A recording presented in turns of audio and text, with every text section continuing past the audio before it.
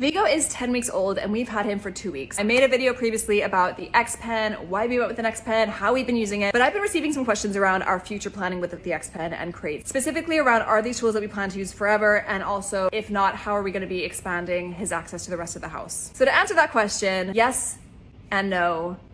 Yes and no.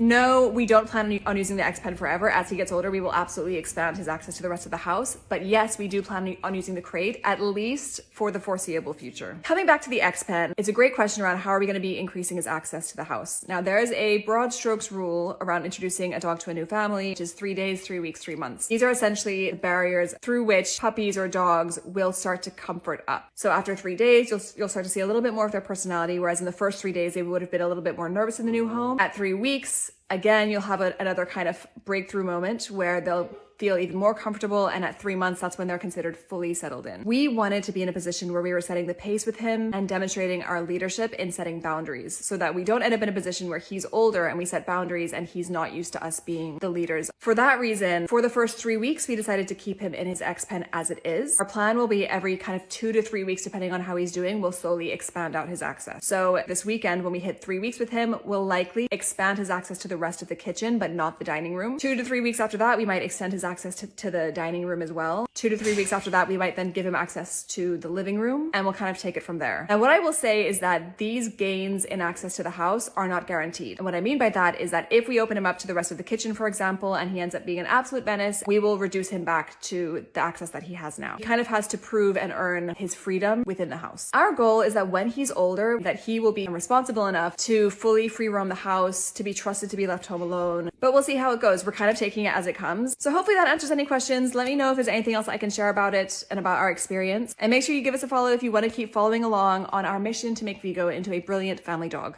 Hopefully.